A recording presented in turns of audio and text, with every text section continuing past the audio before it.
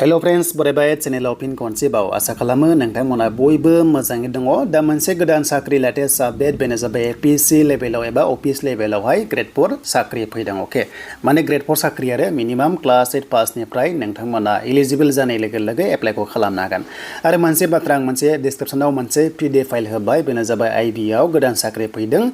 10 pass जानाय लोगो लोगो हागोन पोस्टआ जोबोर खम बेखायनो आङो बेखौ डाइरेक्ट पीडीएफ फाइलखौ नोंथांमोना आपल'ड खालामनो होबाय डिसक्रिप्शननिफ्राय डाउनल'ड खालामनानै नोंथांमोना चेक खालामनो हागोन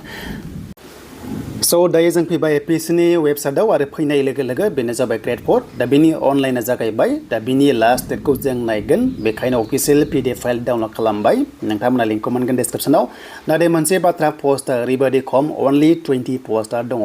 बिनि गेजेराव एसटीपीआवबो पोस्टआ दङ आरो दा जायफ्रानोखि इन्ट्रेस्टेड दङ ट्राइ खालामनो हागोन अपेनाव दङ 10 भेकेन्सि दङ बेनि गेजेराव हिन्जावफोरनि भेकेन्सि 3 दङ जोंनि एसटीपीआव सासेल' पोस्टार दङ अके थ' बेयाव नोंथांमोना मोनदों बिनि लास्ट डेटआ बेनो जाबाय 9 अक्ट'बरसिम पेमेन्ट दाननायनि लास्ट डेटआ 11 अक्ट'बरसिम बेथना जोबोर मोजां स्क्रिनशट खालामना ला नोंथांमोना जोबोर मोजां बेवहाय ओरैबायदि सेम एक्सुवेलि बाराबावसो सेलारिया एपीएससी लेभेलाव ग्रेड 4 बाबो आसाम एमप्लयमेन्ट एक्सचेन्जआ थाथारनांगोन मिनिमाम क्लास 8 पास आरो मेक्सिमाम एचएस पासआवल' बे पोस्टआव खालामनो हागोन बैसो 18 निफ्राय 45 इयार्स डिग्री पासआ बे पोस्टआव एलिजिबल जानाय नङा देन बेनिफ्राय नोंथांमोननि माखासे एग्जाम थ' एग्जामा सिलेबास दंखाजोबो नै बेखौ नोंथांमोना सिलेबास वाइसआवहाय मोनदों आरो एग्जामा 2 आवार्स एबा 2 घन्टा टाइमखौ नोंथांमोना मोनगोन क्लास 6, 7, 8 नि बेयाव कुइसनखौ दानगोन होनना बुंदों फार्स्टआव रिटेन एग्जामिनेसन बेनिफ्राय सेकेन्डआव जाबाय बाइबा टेस्ट दङ दे एग्जाम पास जाबाथाय 1:5 नोंथांमोनखौहाय अरेल टेस्टआव लांगोन एबा बाइबा टेस्ट लांगोन बेनिफ्राय नोंथांमोना सेलेक्ट जाबाथाय साख्रि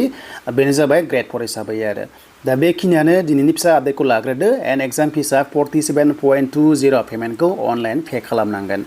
दा बेखिनियानो एन्ड नेक्स्टआव लोगो मोनबाय थागोन गोदान साख्रि फैगोन दासान्दि बिटिसि इलेक्सन जानो गोनांखाय साख्रिया खम ओंखारदों वेबसाइटआ बेनो बेयावनो नोंथांमोना अनलाइनखौ खालामनांगोन एग्जाम डेट गैथ'वा एग्जाम डेटआ फैयोबा नोंथांमोना आपडेटखौ मोनफिनगोन अके दा बेखिनियानो नोंथांमोना बुजिबाय एपीएससी लेभेलाव ग्रेड 4 स्टाफ साख्रि फैदों एलिजिबल जानाय लोगो लोगो एप्लाइ खालामनो हागोन एग्जाम सेन्टारा जन वाइस दङ बे जन वाइसआव नोंथांमोना एग्जामखौ हैनांगोन बेखौहाय स्क्रिनशट खालामनानै नोंथांमोना लानो हागोन एन्ड नेक्स्टआव गोदान आपडेट फैगोन हेल्थआव गोदान साख्रि आरो रिजाल्ट फैगासिनो नोंथांमोना लोगो मोनगोन नेक्स्टआव